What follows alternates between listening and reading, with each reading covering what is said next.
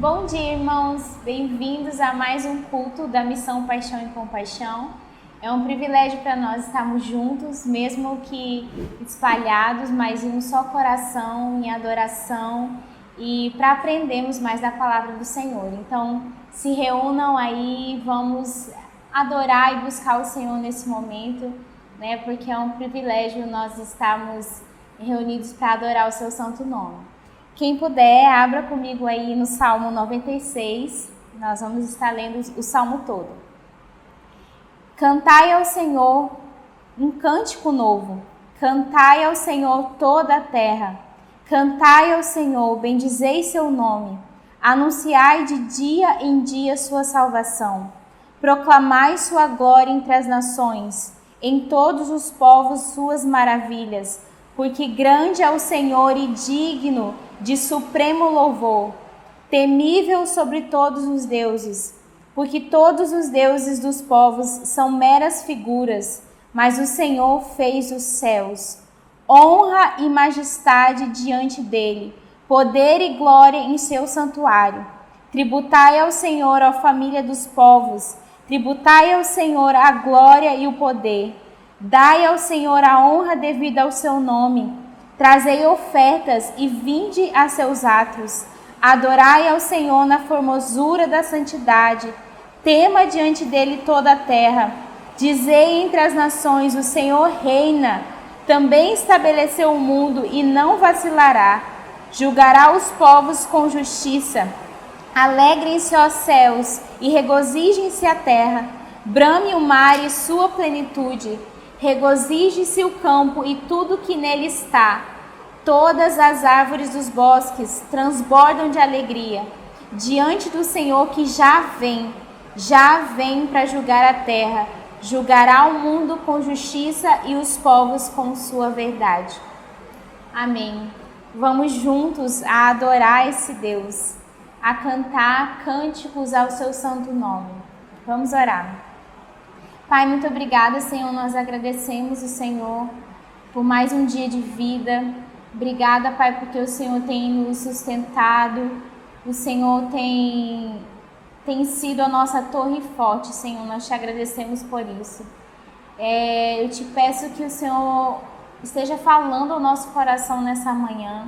Nós queremos ouvir a sua voz, então abre os nossos ouvidos, abre os nossos olhos para ver, para enxergar aquilo que o Senhor quer que nós vemos nessa manhã, Pai. Nós te pedimos isso, fala ao nosso coração. E nós queremos elevar a nossa mente, os nossos pensamentos a Ti nessa hora. Que o Senhor seja louvado, que o Senhor seja engrandecido em meio aos nossos louvores, em meio às nossas canções.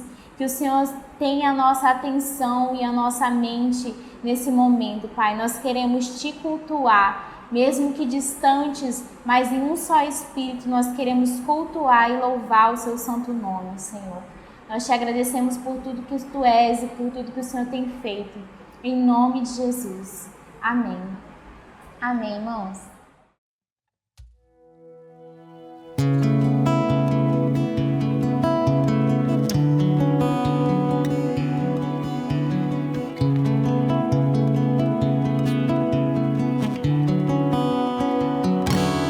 Uma canção ecoa desde a eternidade, é uma resposta à Tua majestade. Do firmamento ao mais profundo mar, entre os seres celestiais e a criação, todos te adoram.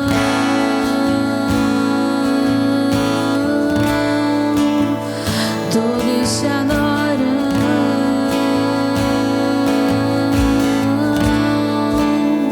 Todos te adoram.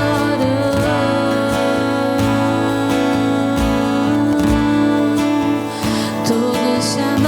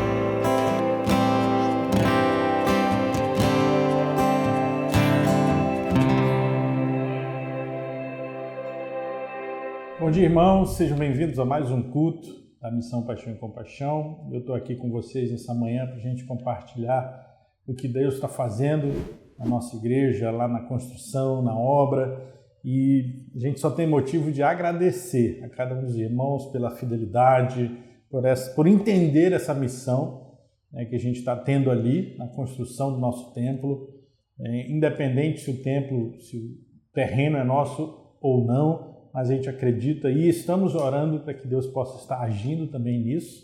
E eu creio que coisas maravilhosas Deus está programando, Deus está planejando para a gente ali naquele lugar. Semana passada a gente lançou uma campanha para comprar os ar-condicionados das salinhas e graças a Deus, os 6 que a gente colocou para a igreja comprar já foram doados, graças a Deus por isso. E a gente vai entrar numa nova fase agora, trabalhar para conseguir 6 ar-condicionados para o templo. São 6 ar-condicionados de 60 mil BTUs.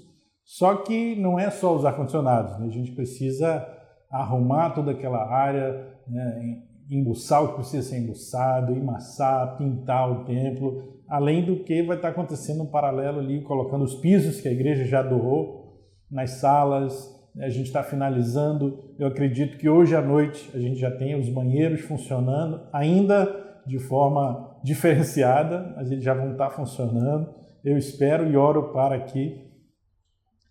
Mas graças a Deus por isso tudo, eu estou muito feliz, muito empolgado, porque a igreja tem entendido, né, esse propósito todo, mas uma coisa que nos chamou muita atenção nesses dias, né? A igreja está crescendo, nós estamos ampliando o nosso espaço físico. Antes nós tínhamos um espaço menor do que a gente tem hoje, e a gente precisa de trabalhadores para nos ajudar a limpar isso. Todo final de semana a gente tem um evento, a gente está tendo culto, seja farol, seja o culto do domingo, e a gente está precisando de pessoas para se dispor a ir lá, a ajudar a limpar. É um espaço grande, e agora a gente já vai estar colocando os banheiros também para limpeza. Então vai aumentar o trabalho, para isso a gente precisa de aumentar as equipes. Então eu te peço, em nome de Jesus, procure alguém no culto nessa noite, o Breno, a pastora Valéria, ou até mesmo alguém que vai estar ali na recepção, e dê o seu nome, procure nas redes sociais, nos grupos de WhatsApp da igreja, coloque lá o seu nome, pastor, eu quero ajudar, que vai ser de suma importância essa tua ajuda. Amém? E eu queria compartilhar com vocês um texto que está em Êxodo, o 2º livro da Bíblia, no capítulo 35. Aqui a gente tem a história de Moisés ensinando o povo, Moisés trazendo a palavra ao povo sobre oferta, né? E no versículo 5 de Êxodo 35 fala assim: separem do que vocês têm uma oferta ao Senhor, cada um de coração disposto e voluntariamente, e trará por oferta ao Senhor. E ele entra aqui trazendo o que seriam essas ofertas, todos os utensílios, todos os materiais necessários, e tudo isso tinha uma função, tudo isso tinha um objetivo para, né? Tanto que lá embaixo, no 20, a gente vai ouvir Moisés falando assim: então toda a congregação dos filhos de Israel saíram da presença de Moisés, e todo aquele cujo coração o moveu e cujo espírito o impeliu, veio e trouxe a oferta ao Senhor, para que a obra da tenda do encontro, para todo o seu serviço e para as vestes sagradas.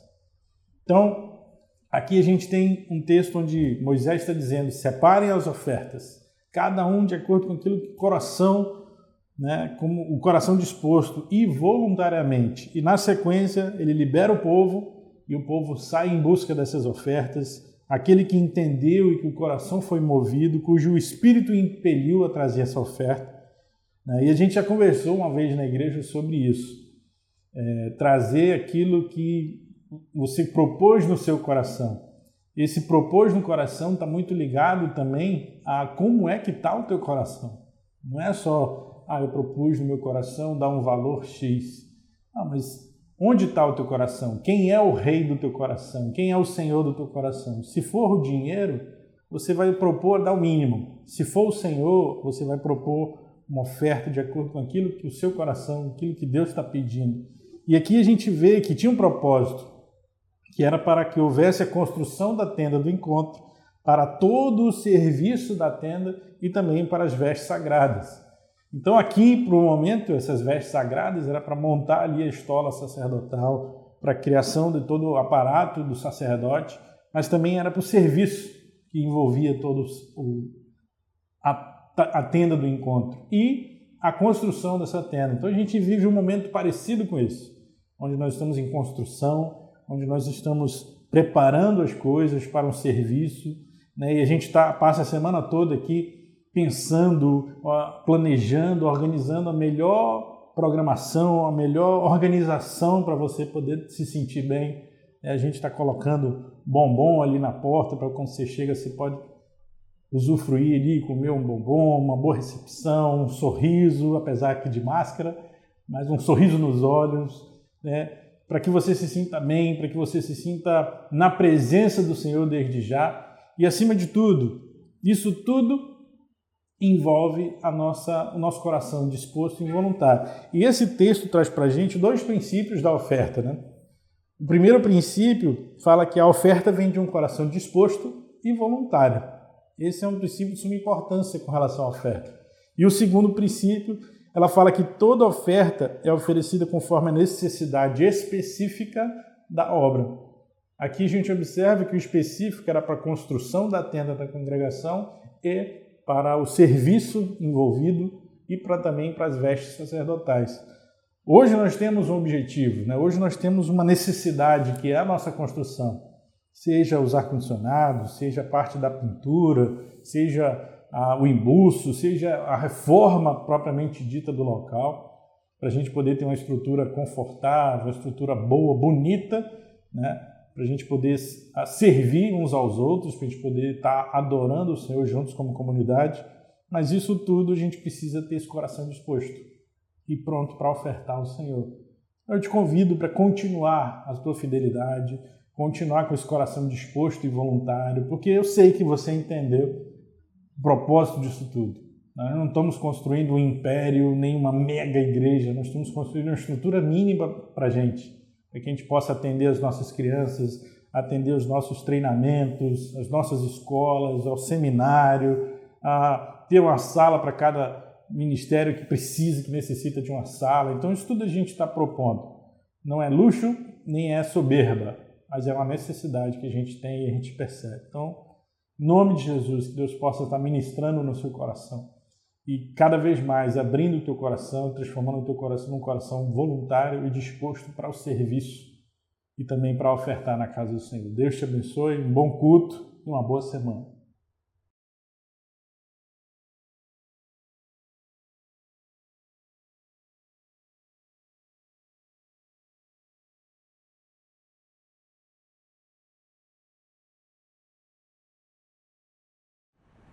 Olá, irmãos! Nós vamos dar continuidade à nossa série A Vida em Comunhão. E nós vamos falar sobre o Reino de Deus hoje. O Reino de Deus é um assunto que às vezes a gente entende um pouco aqui e ali, às vezes é difícil de entender o que é o Reino de Deus de fato. Mas uma das coisas principais que nós precisamos entender é que a essência da mensagem de Jesus foi o Reino de Deus. Não foi o inferno, não foi o céu, né? São as coisas que a gente mais gosta de falar, mas foi o reino de Deus. Ele iniciou o seu ministério anunciando o reino. Vamos ver como é que ele fala em Marcos 1, 14 e 15. Ele fala o seguinte: depois que João foi preso, Jesus foi para Galileia, proclamando as boas novas de Deus. O tempo é chegado, dizia ele. O reino de Deus está próximo. Arrependem-se e creiam nas boas novas, ou creiam no Evangelho. Então, o anúncio inicial dele foi sobre o reino de Deus. Vamos orar, irmãos, vamos orar e pedir que o Senhor realmente abra nossas mentes e corações para que a gente entenda a palavra de Deus hoje. Pai, obrigada. Obrigado, Senhor, porque o Senhor está aqui conosco, o Senhor está falando com nossos corações. Eu peço, Senhor, que o Senhor nos ensina, nos faz entender mais sobre seu reino, sobre o reino de Deus e como que nós somos importantes nesse reino. Pai, eu te peço que o Senhor abra nosso entendimento, que o Senhor traz um entendimento para cada um que está ouvindo hoje. E, Senhor, que suas palavras fluem da minha boca, Pai. E o que não vem do Senhor seja filtrado, retirado. E que, Pai, nós podemos focar nas suas palavras e no seu evangelho. No nome poderoso de Jesus. Amém. Então, a gente percebe que essa mensagem inicial e mais essencial de Jesus foi justamente de anunciar o seu reino. Ele também nos mostra que nascer de novo não é apenas um pré-requisito para ir para o céu depois da morte, né? A gente, eu tenho que nascer de novo, que eu não quero ir para o inferno. Mas é a participação no reino de Deus. Nós somos participantes do reino de Deus. João 3,5 fala, respondeu Jesus, digo-lhe a verdade, ninguém pode entrar no reino de Deus se não nascer da água e do Espírito. Então, entrar no reino de Deus não é uma coisa apenas de ir para o céu, não ir para o inferno, mas é algo muito maior e é muito importante que a gente tenha esse entendimento.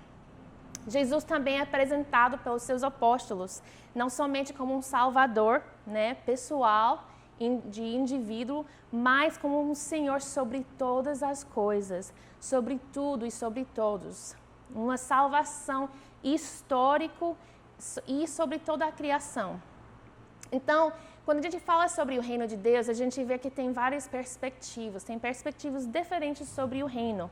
E através da história e entre grupos diferentes, pessoas tiveram ideias diferentes. E vamos notar essas diferenças, essas ideias, que possivelmente você já ouviu uma dessas. E nós vamos falar sobre o que nós entendemos de ser o reino de Deus. Primeiro, tem aqueles que acreditam que o reino é a igreja em si. Tá? O reino de Deus é a igreja.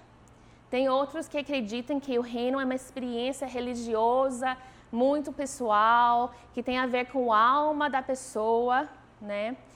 Tem outros que acreditam que o reino é totalmente futurista, né? Escatológica, que é algo sobrenatural que vai acontecer só no futuro, quando Jesus será realmente filho do homem divino de fato, tá? E o que eu quero apresentar para vocês hoje é o reino de Deus, tanto presente como futuro. O já e o ainda não. Presente na história, mas ainda não na sua plenitude. Aí é isso que nós vamos falar hoje. Mas, primeiramente, nós precisamos entender um pouquinho sobre essa história do reino de Deus. O reino de Deus no Antigo Testamento. Como que foi visto pelos judeus na época do Antigo Testamento. Primeiro, a gente vê que o reino de Deus era uma esperança terrena, né? Que o reino sempre tinha a ver com Israel. Era algo que, para o judaísmo, o estabelecimento do reino significava que uma soberania de Israel sobre seus inimigos políticos, nacionais. É por isso que a vinda de Jesus foi uma polêmica tão grande, porque o entendimento deles era que esse reino ia vir e eles iam estabelecer um reino sobre esses inimigos políticos e nacionais. Mas entra o Novo Testamento e as coisas não são exatamente assim. A gente inicia o Novo Testamento com João Batista. E João Batista rejeitou essa ideia dos judeus, de que o judaísmo considerou que eles ia ter esse entendimento de uma esperança terrena. E ele acreditou que eles precisavam se arrepender dos seus pecados para poder entrar no reino vindouro. Ele já enxergava diferente. E chega Jesus, e Jesus começa seu ministério, ele anuncia o reino de Deus, e ele realmente afirma que verdadeiros filhos do reino são aqueles que respondem à voz de Jesus e aceitam a sua palavra. Aqueles que se arrependem. Aqueles que decidam seguir ele, deixar suas vidas antigas, deixar os seus passados, para justamente seguir Jesus. E a pessoa precisa receber a presente proclamação do reino de Deus, com uma atitude completamente de dependência, de entrega ao Senhor, para entrar e pertencer esse reino escatológico. Tá?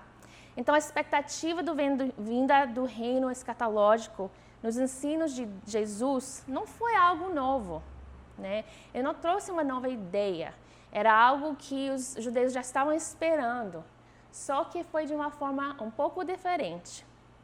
Já existia essa ideia do vindo escatológico e nos tempos das profetas, tá? Então, quando a gente fala sobre o reino, a gente fala sobre essas várias ideias e a gente fala sobre o já e ainda não, temos que falar e entender um pouco sobre esse reino presente que nós estamos vivendo hoje. Um homem chamado C.H. Dodd, ele afirmou que os ensinamentos mais marcantes do Evangelho são aqueles que falam uma vinda presente do reino, né? E Jesus considerou seu ministério como um cumprimento dessas promessas do Antigo Testamento na história. Tem vários que você vai poder ver, se quer fazer um estudo, mas eu vou anotar alguns aqui para a gente entender como Jesus está nos mostrando que ele veio para cumprir certas promessas do Antigo Testamento. Jesus na sinagoga de Nazaré. Se você tem sua Bíblia, abre em Lucas 4. Vamos ler versículos 14 a 21. Ele fala o seguinte: Jesus voltou para a Galileia no poder do Espírito, e por toda aquela região se espalhou a sua fama. Ensinava nas sinagogas e todos o elogiavam. Ele foi a Nazaré, onde havia sido criado, e no dia de sábado entrou na sinagoga, como era costume, e levantou-se para ler. Foi-lhe entregue o livro do profeta Isaías.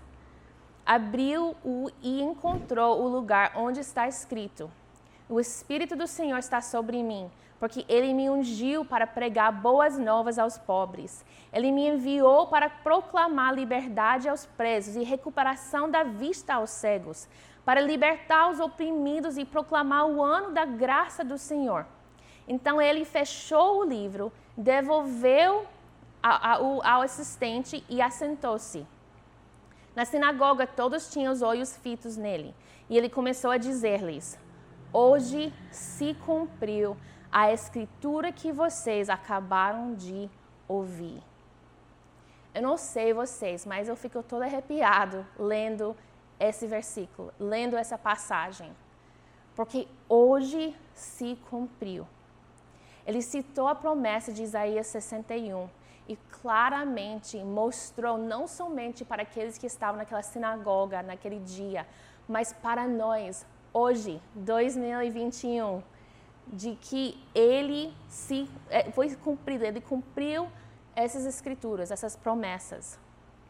E o segundo que a gente vê é João Batista. João Batista enviou uma tropa de pessoas para Jesus, porque ele queria perguntar se ele realmente era aquele que havia de vir. Será que ele é aquele, né? O João ouviu notícias sobre Jesus e aquilo que ele estava fazendo, aquilo que estava acontecendo, e ele queria saber realmente, será que ele é? E Mateus 11, versículo 2 a 6, fala o seguinte: João, ao ouvir na prisão o que Cristo estava fazendo, olha só, o João estava preso, e ele ouviu o que estava acontecendo. O negócio era tão grande, tão interessante, que ele ouviu lá da prisão. Ele enviou seus discípulos para lhe perguntarem: És tu aquele que haveria de vir, ou devemos esperar algum outro? O que Jesus respondeu? Ele respondeu: Voltem e anunciem a João o que vocês estão ouvindo e vendo. Os cegos veem, os mancos andam, os leprosos são purificados, os surdos ouvem, os mortos são ressuscitados e as boas novas são pregadas aos pobres. E feliz é aquele que não se escandaliza por minha causa. Ele vai citando a promessa de Isaías 35. Ele mais uma vez: eu estou aqui, eu estou cumprindo, eu estou aquele que veio para que seja cumprido essas promessas do Antigo Testamento. Aquilo que os profetas falaram, anunciaram. agora está presente no meio de vocês. Irmãos, isso é impactante, isso é incrível.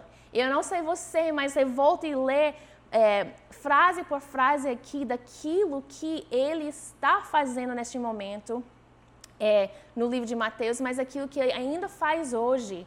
Irmãos, ele anuncia que o reino de Deus está aqui. Então, a afirmação mais forte, mais do que todas essas, a gente tem vários exemplos. E eu podia ler versículo depois versículo. E, irmãos, tem muitos versículos hoje, tá? Mas aquele que é mais forte sobre o reino presente, daquilo que a gente acredita que o reino é agora, já, mas ainda não, né? Na plenitude vai vir ainda. Mas essa afirmação mais forte se encontra em Mateus 12. Versículo 8 e 29, que fala: mas é pelo Espírito de Deus que eu expulso demônios. Então chegou a vocês o reino de Deus. Ou como alguém pode entrar na casa do homem forte e levar dali seus bens, sem antes amarrá-lo? Só então poderá roubar a casa dele. Um dos milagres mais falados, mais conhecidos, mais incríveis que Jesus fez naquela época foi a expulsão de demônios. Era algo que ninguém conseguia, que muita gente sofria. Mas o que fez que o reino presente foi naquele momento com Jesus ali, não foi o escatom. O que é o escatom? É o evento final do plano divino, o que está por vir. Não foi isso. Mas o que fez o reino presente foi o poder real de Deus que libertou esses homens do domínio de Satanás. Antes, eles não conseguiam viver isso. E em versículo 29, a gente vê essas palavras onde que Jesus declara, gente, isso é muito forte, que ele declara que ele invadiu o reino de Satanás. E ele amarrou, ele aprisionou o homem valente. Ele fez o que ninguém mais podia fazer. O reino dele estava presente naquele lugar, o poder dele. Ele foi tão presente, tão grande, que ele conseguiu expulsar esses demônios, ele conseguiu amarrar Satanás, que ele não tinha certo poder mais. Não, a gente entende aqui que existe uma manifestação dupla desses ensinos de Jesus sobre o reino. Aprisionar Satanás na missão de Jesus para que os homens possam ser libertos do seu poder. Então, esse poder de Satanás foi refreado, tá? Ele não perdeu totalmente o seu poder, foi refreado. A gente vê isso hoje no mundo que a gente vive, ainda caída pecaminosa. Mas o Kuhlman fala que Satanás não está desprovido de poder, mas seu poder está enfraquecido. Então, existe ainda poder de Satanás aqui neste mundo, mas o reino no presente, com a vinda de Jesus, enfraqueceu. Né? Por quê? Porque existe um outro poder hoje que é muito maior sobre todos os poderes. E diante desse nome, todo joelho se dobrará. Então, destruir Satanás no fim dos tempos, para sua destruição final, é a segunda parte, essa parte dupla. Ele foi aprisionado, o poder dele foi refreado nesse tempo do presente, pela vinda de Jesus e cumprimento das promessas do Antigo Testamento acerca dele. E vai chegar o dia que ele vai ser destruído completamente. O George Ladd fala o seguinte: a missão completa de Jesus, incluindo suas palavras, seus feitos, sua morte e sua ressurreição, constitui uma derrota inicial do poder satânico, que faz com que a vitória e o triunfo final do reino de Deus estejam certa. Então, a vinda de Jesus, o reino de Deus presente, faz que está certa esse triunfo, essa derrota final de Satanás. E todos que amam o Senhor devem estar cheios de alegria e felicidade quando nós ouvimos algo assim. pensamos algo assim e reconhecemos que fazemos parte desse reino e que um dia isso vai acontecer. J. Jeremias, ele fala, toda ocasião em que Jesus expulsa um espírito demoníaco constitui-se uma antecipação da hora na qual Satanás será visivelmente despido de seu poder. As vitórias sobre seus instrumentos são uma prova antecipada do eschaton, o final do plano divino de Deus. Então, a gente olhando para aquilo que a gente vive hoje, o reino presente, isso nos traz esperança. Isso nos dá um porquê que a gente faz o que a gente faz. Isso nos faz focar no alvo do futuro, daquilo que está por vir, daquele que vai vir cavalgando no cavalo branco.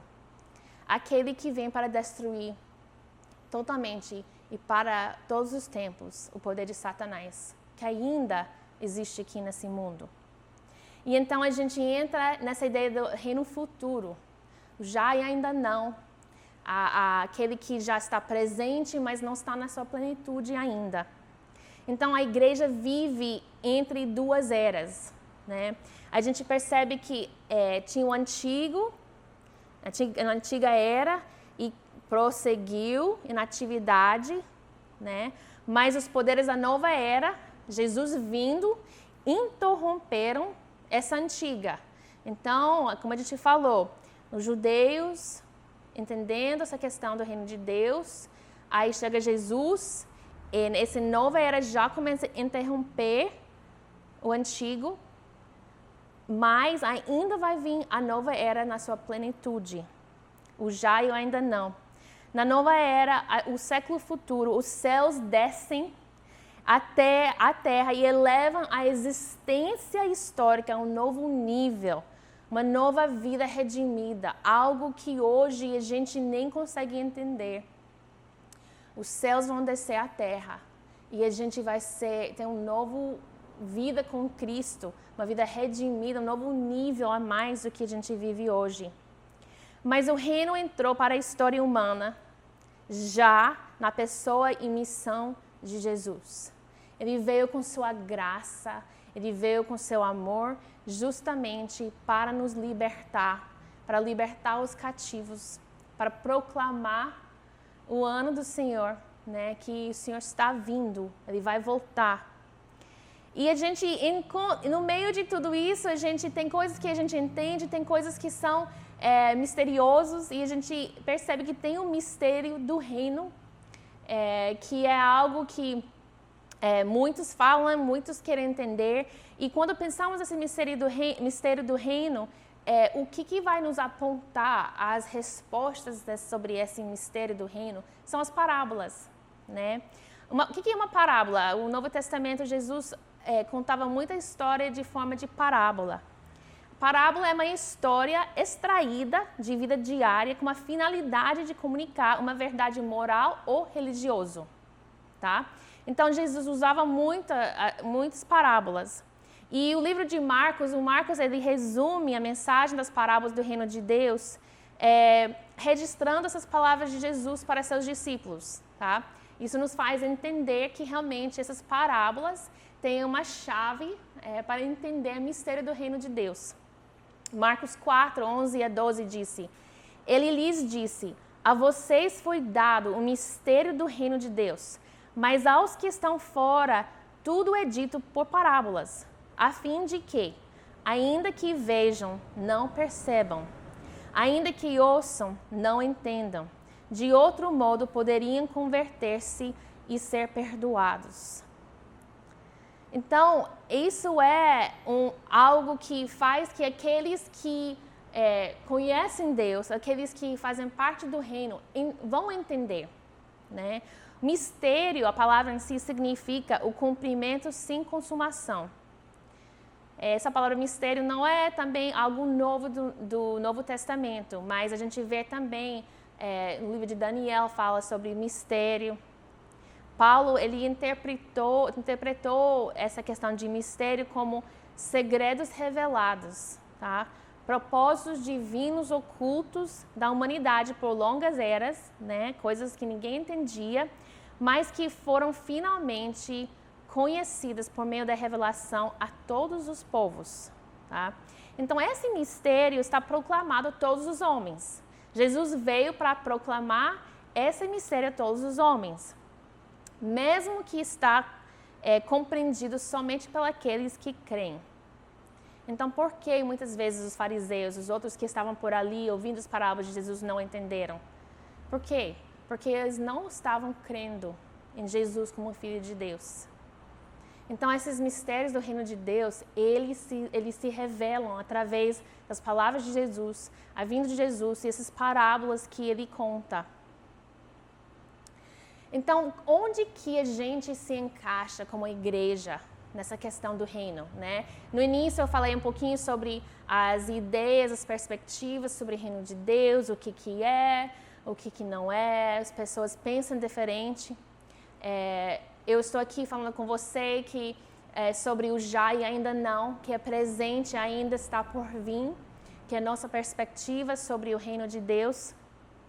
Mas o reino e a igreja, nós temos que entender que o reino não é a igreja, né? O reino é o governo, o domínio soberano de Deus. É por isso quando Jesus veio e falou que o reino está aqui, porque ele chegou. Seu domínio, seu governo estava ali. Não veio da forma que os judeus pensaram. Ele não veio como um governo político, governo nacional, para agora eu vou tomar Brasil, agora eu vou tomar Alemanha, eu vou tomar Inglaterra. Não, ele veio com domínio, com soberania sobre tudo, né? O governo, o domínio dele é soberano. Então, a relação da igreja, do reino com a igreja, tem 5 pontos aqui que eu quero falar com vocês sobre essa relação.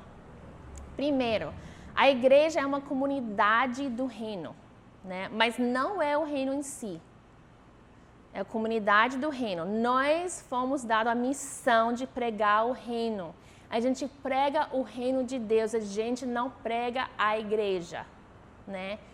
Uma das coisas que muitas vezes a gente erra é que nós queremos pregar a nossa igreja.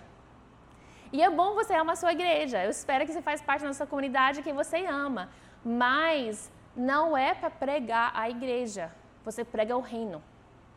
E quando a gente prega o reino, independente de que igreja você faz parte, independente de que país que você mora, independente de situação de vida, nós somos unidos no mesmo propósito, no mesmo foco. O reino de Deus, de espalhar o reino de Deus em toda a terra. Então, nós temos essa missão. Se você é filho de Deus, redimido por Ele, você conhece de fato Jesus, sua vida entregue a Ele, sua missão é de pregar o reino. Os filhos de Deus têm somente um foco, é pregar esse reino para toda a criação. Essa é a nossa missão. Jesus nos deixou com essa missão. Não foi apenas para os apóstolos, para os discípulos, mas é para nós hoje também. Segundo, o reino gera a igreja. A igreja no primeiro século foi gerado por causa da vinda de Jesus, sua morte, ressurreição e ascensão. Esse processo todo da vinda do reino é o que gerou a igreja, né? O domínio de Deus presente na missão de Jesus desafiou os homens, né? Desafiou eles a viver uma nova comunhão, uma nova comunidade. Nós percebemos que em nossas vidas acontece isso também, continua acontecendo.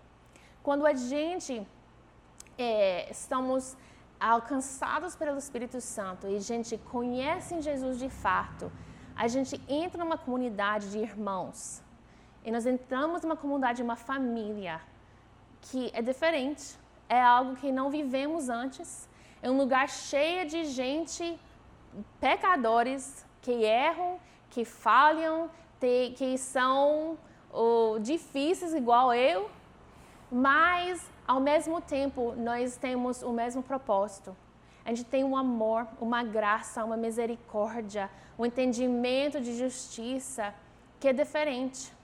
E nosso foco, nosso propósito primário, nosso propósito inicial e até a volta de Jesus é o mesmo. Então, assim, somente Deus, através do seu reino, consegue unir gente tão diferente, gente tão difícil, num propósito e num amor. Então, esse reino gera a igreja, gera essa nova comunhão. A igreja é o resultado da vinda de Jesus, né? A vinda do reino através de Jesus. Então, agora eu gostaria de ler uma parábola com vocês. Eu poderia ter lido várias parábolas hoje, mas eu decidi focar nessa parábola aqui, justamente para a gente entender que o reino gera a igreja e como que isso funciona. A parábola da rede se encontra em Mateus 13, iniciando o versículo 47 até 52, e fala o seguinte: o reino dos céus é ainda como uma rede que é lançada ao mar e apanha toda sorte de peixes. Quando está cheia, os pescadores a puxam para a praia. Então se assentam e juntam os peixes bons em cestos, mas jogam fora os ruins. Assim acontecerá no fim desta era. Os anjos virão, separarão os perversos dos justos e lançarão aqueles na fornalha ardente, onde haverá choro e ranger de dentes. Então perguntou Jesus: vocês entenderam todas essas coisas? Sim, responderam eles. Ele lhes disse: por isso, todo mestre da lei, instruído quanto ao reino dos céus, é como um dono de uma casa que tira do seu tesouro coisas novas e coisas velhas. Essa parábola é um exemplo da ação do reino de Deus entre os homens. O reino de Deus gerando a igreja. O reino não se encontra numa comunidade pura ainda, né? Estamos no presente. O reino de Deus está aqui no presente, mas não está na sua plenitude, como a gente já falou. Então, não existe uma comunidade pura ainda. Nós temos o exemplo do próprio Jesus. Ainda tinha um traidor no meio dele, né? O seu próprio grupo, daqueles que ele escolheu para seguir, tinha um traidor. Então, entrar na igreja é uma coisa muito importante a gente entender. E é algo que eu quero que você até busca no seu próprio coração, medita sobre isso, te faça essa pergunta. Entrar na igreja não é sinônimo a entrar no reino, necessariamente. Então, fazer parte da igreja não necessariamente significa que você realmente faz parte do reino, né? Então, nessa situação da rede, tinha muitos peixes que entraram, mas nem todos eram bons. E houve um momento de separação dos bons e os ruins. E vai acontecer isso num dia, vai chegar esse dia, né? Ele fala aqui que assim acontecerá no fim desta era. Os anjos virão, separarão os perversos dos justos e lançarão aqueles na fornalha ardente, onde haverá choro e ranger de dentes.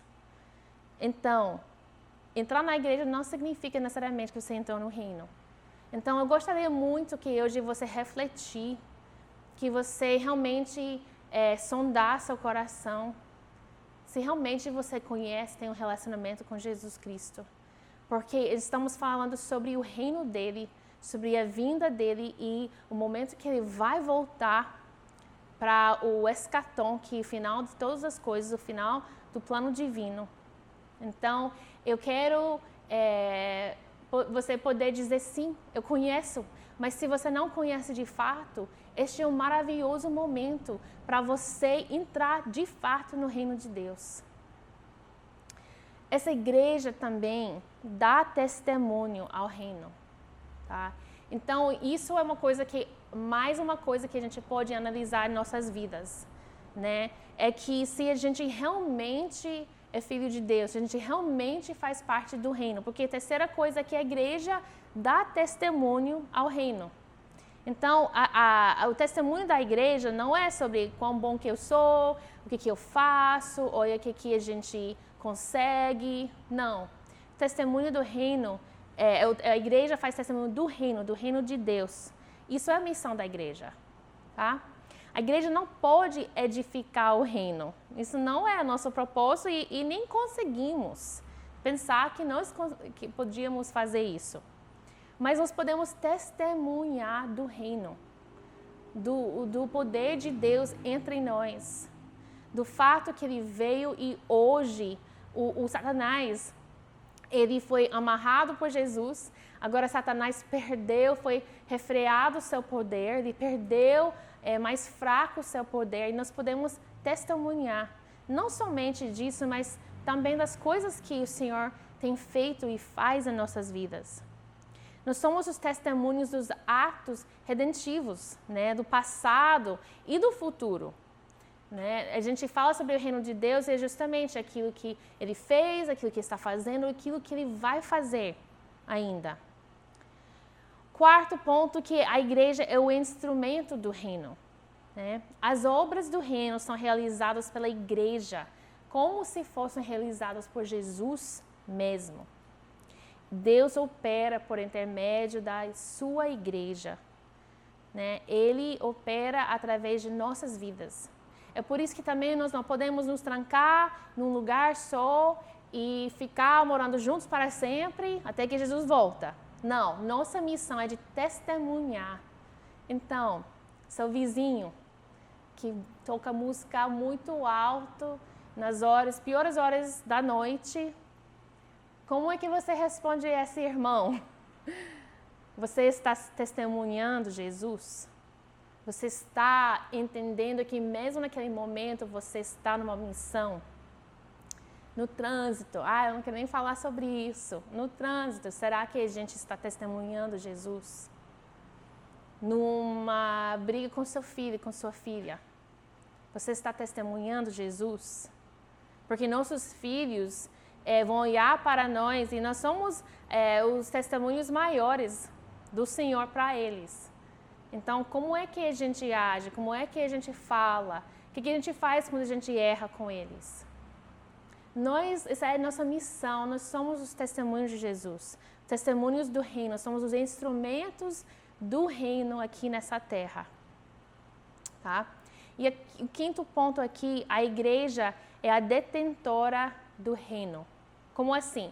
Vamos voltar um pouquinho de novo para o Antigo Testamento, para entender bem isso.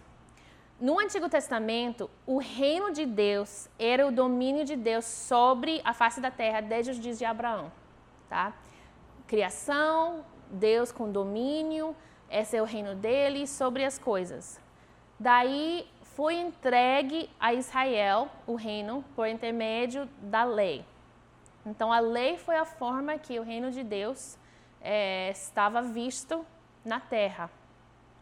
E nessa época, quando tinha gentios que decidiram que queriam seguir ao Senhor, o Deus de Israel, que queria ser adotados como parte da família de Israel, agora eles reconhecem que o reino de Deus vem como governo sobre suas vidas também, uma soberania sobre eles mediante o intermédio de Israel. Tá? Isso é o Antigo Testamento. Aí o Novo Testamento, Jesus veio. Ele entrou nessa nova era, entrou no meio da história e agora seus discípulos de Jesus, se tornaram os detentores do reino. Né? Agora eles que começaram a levar essa questão do reino. Mateus 16, 18 e 19 disse: "E eu lhe digo a você, Pedro, e sobre esta pedra edificarei a minha igreja, e as portas do Hades não poderão vencê-la. Eu lhe darei as chaves do reino dos céus. O que você ligar na terra terá sido ligado nos céus, e o que você desligar na terra terá sido desligado nos céus." Então, esses versículos têm seus fundamentos em Isaías 22, 22. E neste momento, nas Escrituras, Deus confia a Eliaquim a chave da casa de Davi, né? Então, isso foi um ato que incluiu a administração da casa, tá? Então, Jesus deu essa autoridade a Pedro, né? E foi confiado, baseado na revelação, o conhecimento espiritual que Jesus tinha compartilhado com os 12, que o Pedro teve, né? E as chaves desse reino são o quê? Discernimento espiritual que capacitará o Pedro para liderar os outros que passaram pela porta da revelação, que ele também passou. Então, para ele liderar aqueles que entrar no reino, que entender a revelação do reino. Mas nós temos que entender que essa autoridade não foi dada somente para ele, mas foi exercido por toda a igreja. Né? O Jesus dá essa palavra para Pedro. A gente vê que Pedro foi usado para iniciar realmente a igreja. Mas todos eles que faziam parte do reino de Deus, que realmente eram filhos de Deus, exercem essa autoridade. Tá? E a gente vê justamente isso acontecendo na história dos discípulos, Mateus 10, que os discípulos vão visitando cidade em cidade, proclamando o reino de Deus. Né? E a gente vê essa autoridade que eles têm nesses lugares. Então, para a gente concluir hoje falando sobre o reino de Deus, eu sei que foi muita informação e eu espero que vocês estão entendendo e que isso dá uma vontade para você conhecer mais, dá uma vontade para você realmente viver o reino de Deus. Mas a gente precisa lembrar que o reino de Deus é o domínio e governo de Deus, tá? Não é a igreja, é o domínio e governo dele, esse é o reino é dele. Não é meu. Portanto, que eu quero muitas vezes fazer as coisas da minha forma, não posso, porque o reino não é meu, é dele. E sua mensagem é uma mensagem de arrependimento, né? Voltando para o início, quando Jesus veio para declarar e dizer que o reino de Deus chegou, ele fala: arrependa-se. Por quê? Porque a mensagem do reino é arrependimento. Um arrependimento e submissão à sua soberania, seu domínio sobre tudo. Que nós temos que submeter esse governo, tá? Que é dele, desde a criação. Lucas 17, 20 e 21, eu quero terminar com isso. Fala: certa vez, tendo sido interrogado pelos fariseus sobre quando viria o reino de Deus, Jesus respondeu: o reino de Deus não vem de modo visível, nem se dirá, aqui está ele, ou lá está, porque o reino de Deus está entre vocês. A comunhão existente entre os homens é possível por causa do reino de Deus que está entre nós. Somente possível por causa disso. Seu domínio, seu governo, seu perdão, sua justiça, sua disciplina, seu amor, tudo isso faz parte do seu reino. E nós somos participantes desse reino. Ou, pelo menos, devemos ser. Então, hoje, eu quero encorajar vocês a sondar seu coração, avaliar a sua vida, avaliar a sua missão. Será que você realmente está vivendo sua vida de acordo com a missão do reino de Deus? Será que quando você lê esses versículos, essas palavras de Jesus, será que seu coração pula com alegria, com expectativa e esperança e com o sentimento de um desafio? Se não, seria um bom momento você realmente conversar com o Senhor, que realmente você se entrega ao reino de Deus e conhecer Ele de fato. Ou pode ser que você, não, pastor, eu conheço Ele, mas minha vida está longe de viver a missão dEle. Então é um momento de avaliação.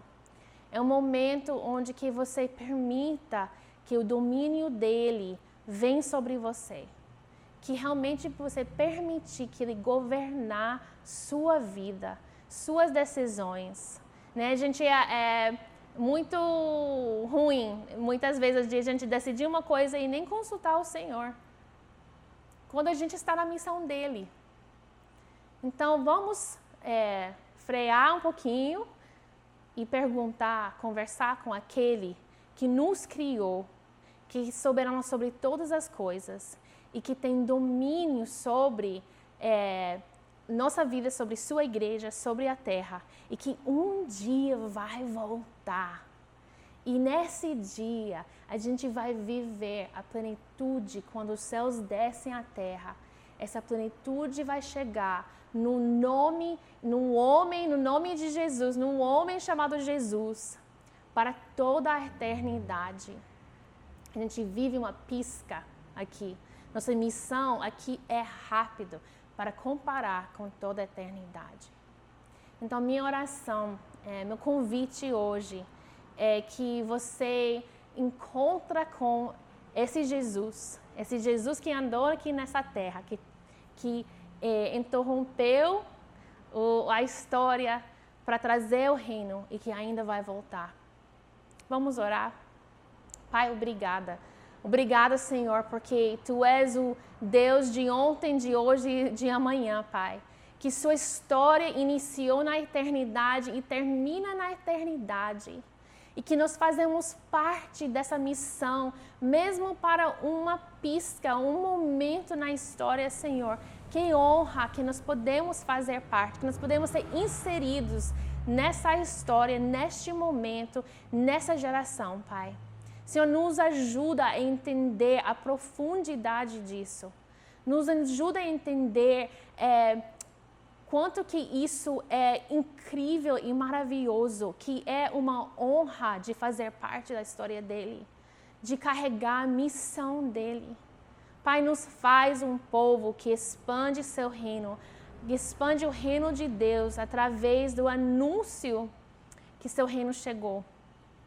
Senhor, nos usa, Senhor, através da sua palavra, através dos seus sinais, através do seu amor e sua justiça, para que outros possam entrar e fazer parte desse reino.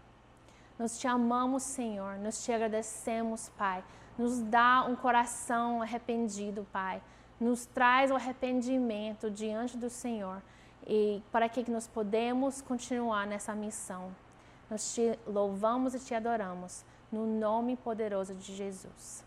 Amém. Tenha um bom dia, irmãos.